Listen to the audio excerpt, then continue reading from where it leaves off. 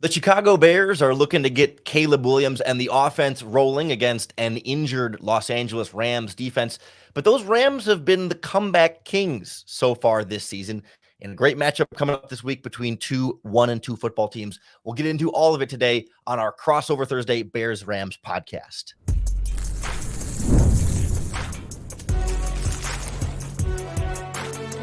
You are Locked On NFL Crossover, part of the Locked On Podcast Network. Your team every day. Welcome into this Crossover Thursday, Locked On Bears, Locked On Rams.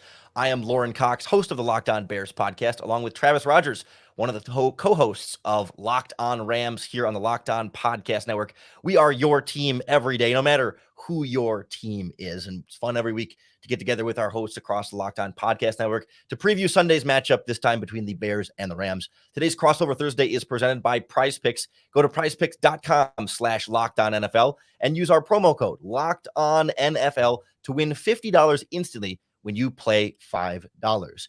Travis, I think the storylines with this Rams team with the injuries are pretty obvious. If anybody's paying any attention to the Rams, we know all the receivers and key defensive players out on injured reserve. Like, I imagine that's the storyline every week, but is there like another layer here that you're looking for heading into this Bears game specifically?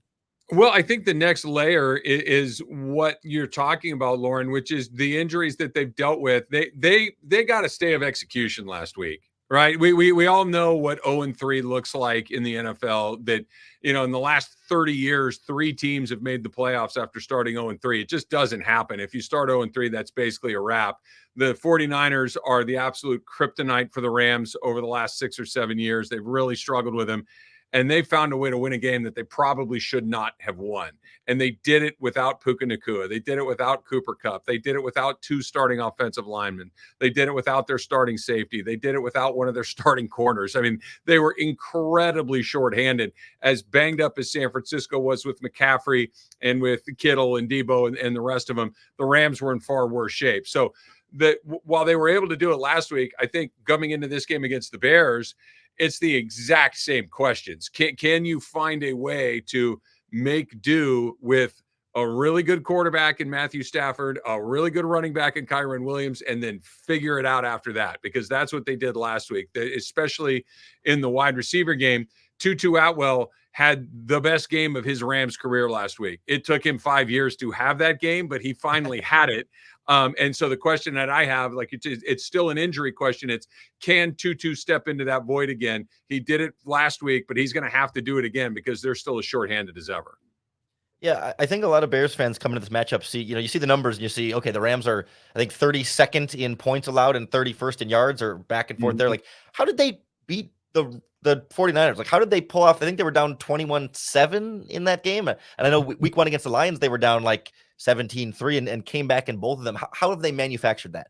Yeah, the San Francisco game, they had to get a little bit of help of San Francisco. Now they took advantage of it. What happened was the Rams made a series of really good special teams plays.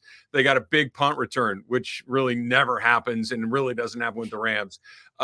Moody for the 49ers missed a kick that I think probably more often than not he's going to make. They hit a big play down the field to Tutu Atwell, something that doesn't. They caught a series of unlikely events, all of them in a row. So they had a very slim door, and they were able to slide through it along the way. They've got problems, and all of it is predicated kind of what we're talking about before, which is their health. I think they're really talented. The offense is not the problem, I think, with this team, even as shorthanded as they are, because, the thing that we talk about a lot on Locked On Rams is the CQI, which is the coach quarterback injury index, right?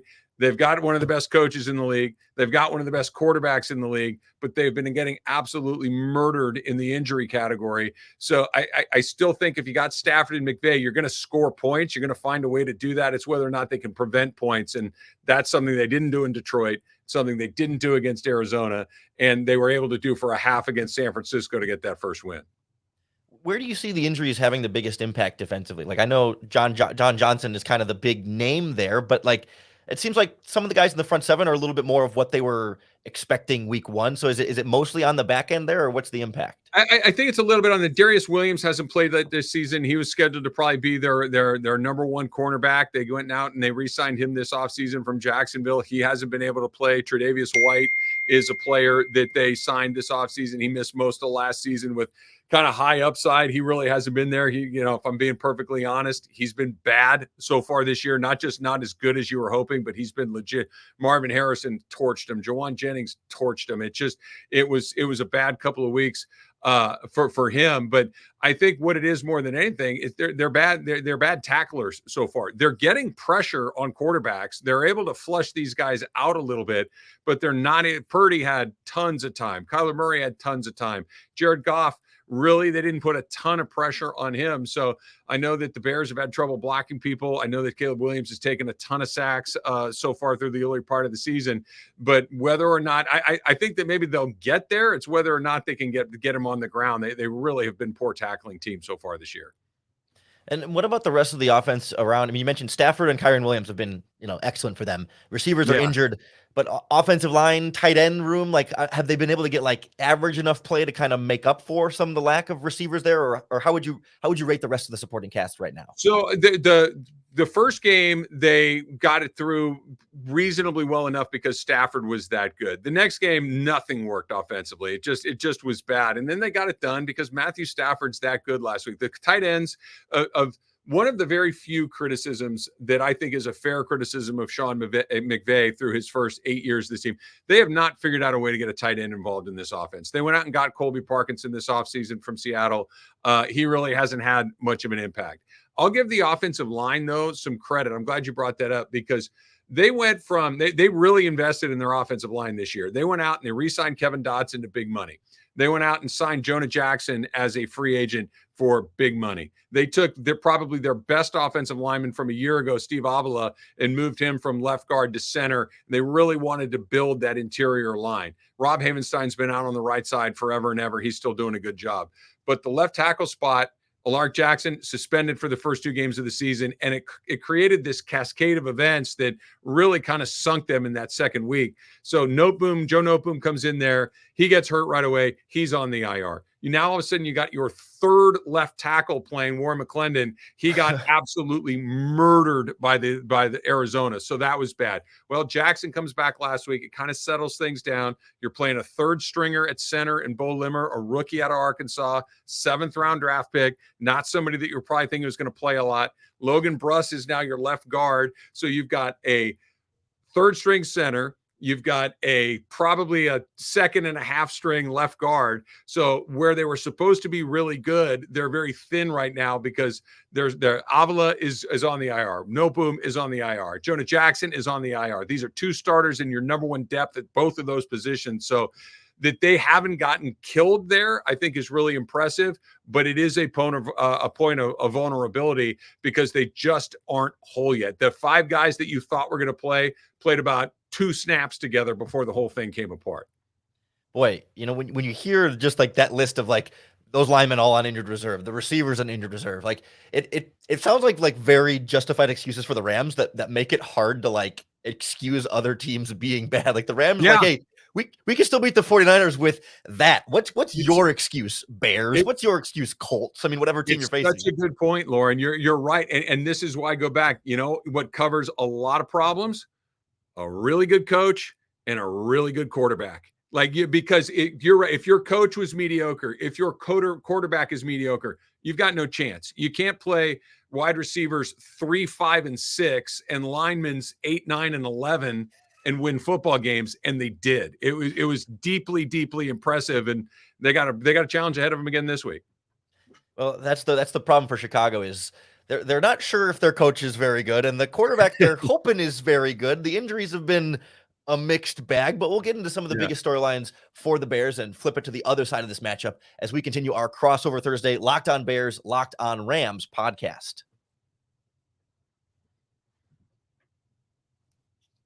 Our Crossover Thursday podcast today is brought to you by our friends at Gametime. Gametime is the best way to get tickets for all of your favorite live events. Whether it's this Bears-Rams game on Sunday that you want to get to, they always have great deals on your favorite football teams, but also not just all sports, but concerts, comedy shows, theater events, you name it. If there's live entertainment in your town, you can get secondary market tickets on Gametime. I love Gametime because you can see the view from your seat when you're purchasing tickets, so you know exactly what you're getting with your ticket purchase, and you also know exactly how much you're paying because Gametime has all-in pricing, so there aren't any of those added fees thrown on at the end of the checkout process that make your tickets cost way more than you thought they would, and then maybe you change your mind or you go back and pick different seats. It just makes the process that much more of a hassle. So take the guesswork out of buying tickets with Gametime. Download the Gametime app, create an account, and use our promo code LOCKEDONNFL for $20 off your first purchase. Terms apply. Again, create an account and redeem that code LOCKEDONNFL for $20 off. Download Gametime today. What time is it? Gametime.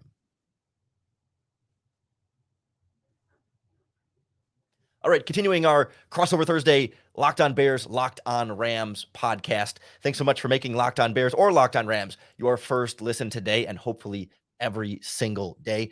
As we move to the matchup for the home team, the Chicago Bears coming in at 1-2 here, Travis. It's been a mess offensively. It hasn't been the kind of support they wanted to give Caleb Williams.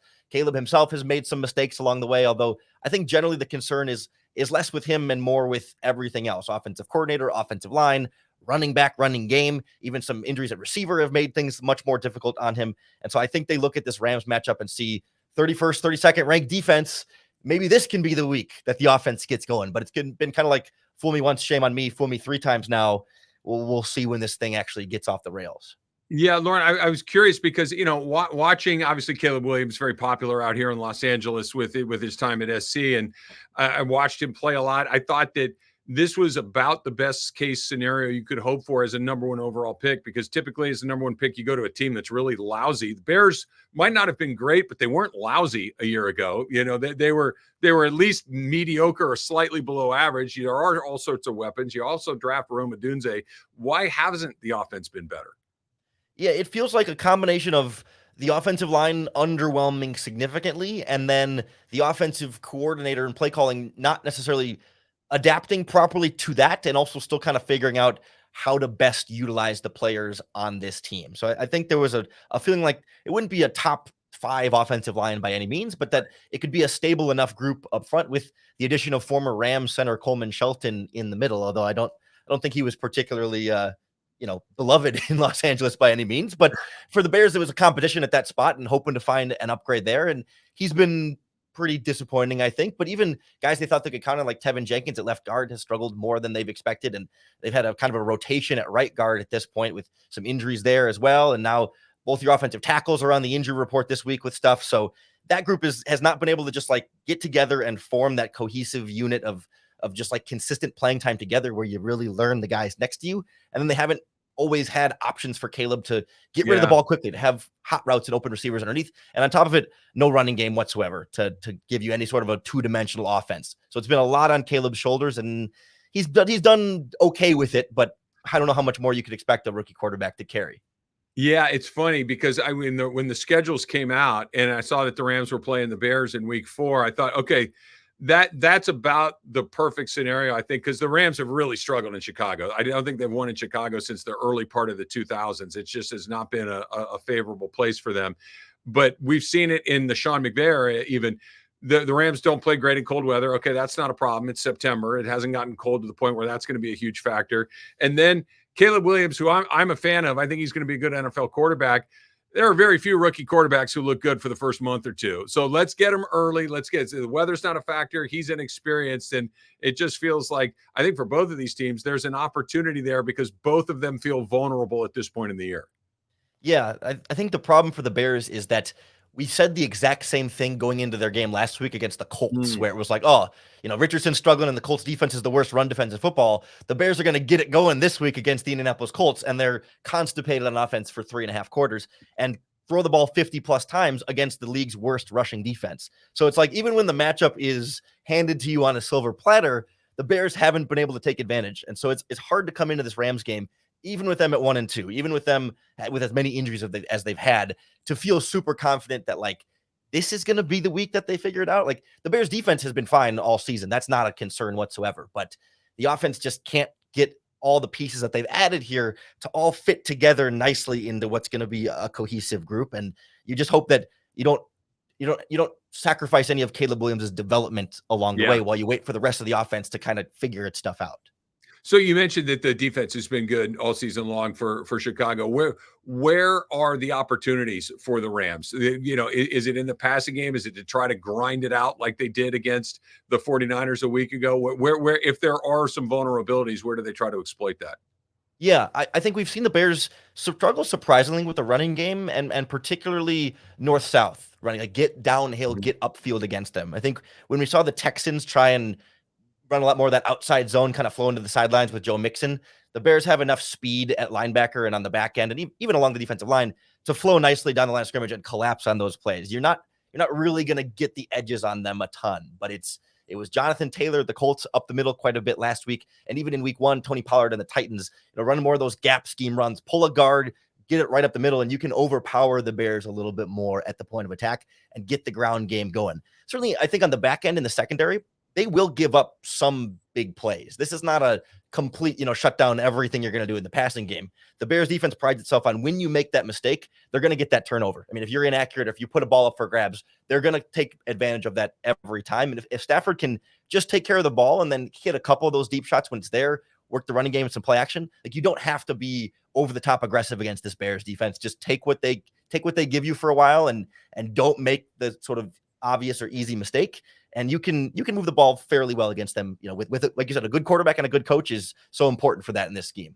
This is where the Sean McVay, like I always picture the cartoon, the devil on one shoulder, the angel on the other, because Sean McVay wants to push the ball. He wants to take shots. He wants to put in Matthew Stafford's hand. And I understand why. Stafford is a special player, but one of the reasons that, when you and I were talking about a second ago, and my everydayers will certainly recognize this, is when Sean McVay commits to the run game, Rams are really tough because it allows Matthew Stafford to be at the best version of himself, because you have to defend even when the Rams, they're not running it for 200 yards a game. They're not the Baltimore Ravens. They're not doing that. But just the threat of Kyren Williams, I think, touched it 22 times last year. The threat of him pounding that, and especially those A gap, B gap runs that we're talking about, that changes everything from Stafford. But the bugaboo for McVay has always been, if you get started in the run game and it's not working, he's real quick to say, okay, let's just chuck it. Let's take some chances. And what you're telling me, that's not the best plan against that defense.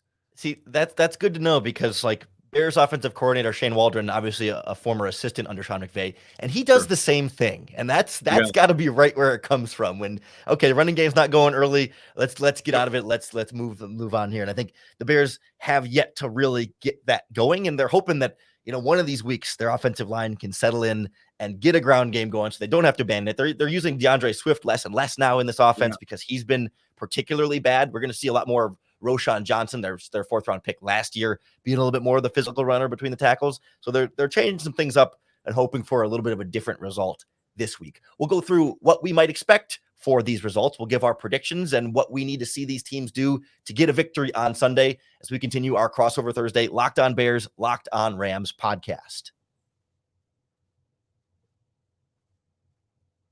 Our crossover Locked On Bears, Locked On Rams is brought to you by FanDuel Sportsbook, America's #1 sportsbook. And right now on FanDuel, you can start the season with a big return, because they'll get you started with $200 in bonus bets guaranteed when you place your first $5 bet. So you can bet $5 on anything on FanDuel, whether it's this Bears-Rams matchup where the Bears are 2.5-point favorites at home against the spread. The money line is Bears -156, and the over-under expecting a low-scoring game here of just 40.5 total points. You can also bet on baseball season rounding into the playoffs, the WNBA, college football, and so much more, all in the FanDuel app that's safe, secure, and super easy to download. So to get your $200 in bonus bets guaranteed, no matter what, just place your $5 bet at FanDuel.com. FanDuel, America's #1 sportsbook.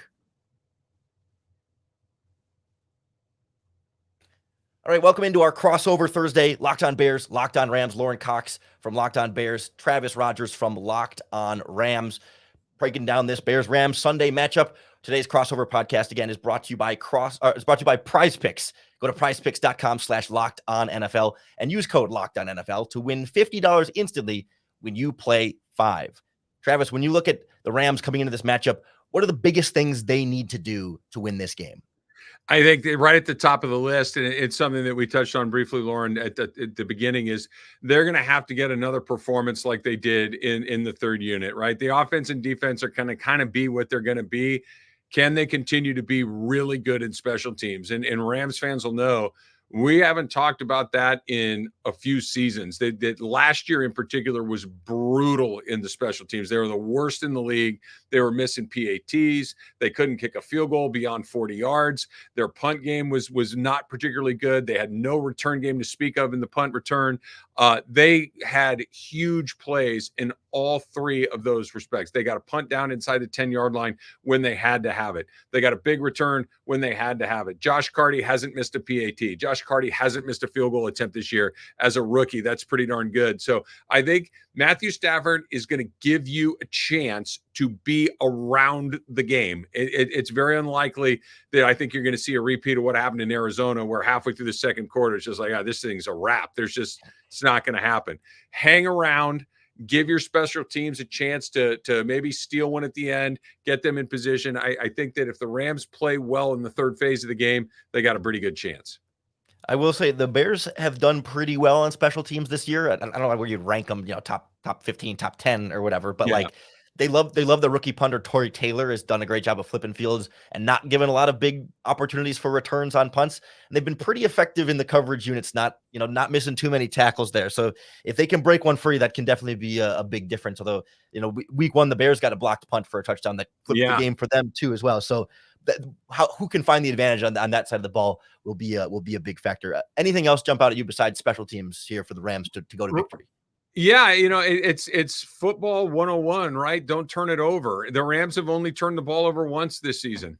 That's pretty darn good. Matthew Stafford's been really good. They threw one pick. It was in the end zone as a red zone interception. So it was a bad one Sunday Night Football against the Lions, but they have been pretty conservative, or I should say pretty effective when it comes to holding on to that ball. So I stay close, get it near the end, put the ball in Matthew Stafford's hands. And if they win the turnover battle, I think they're going to get to Caleb Williams. That one of the things that, another thing that I think keep your eye on is Byron Young, who's in his second year on the edge, is a lot better than he was a year ago. And he was pretty good a year ago. Jared Verse, the first round draft pick the Rams have had since Jared Goff, believe it or not, a million years ago. He's been really good. I think that he's been one of those guys that you watch the first 3 weeks, and it's one of those, hey, is he as good as he looks? Because if he's on that trajectory of getting better by the middle of the end of the season, he could be a real problem for some teams. Knowing what we know, like you mentioned about the Bears offensive line, knowing that Caleb Williams' has a propensity to hold on to the ball maybe a little bit longer than he might, or he probably should. I think if you can get some pressure from both of those edges, that's a big deal for the Rams as well.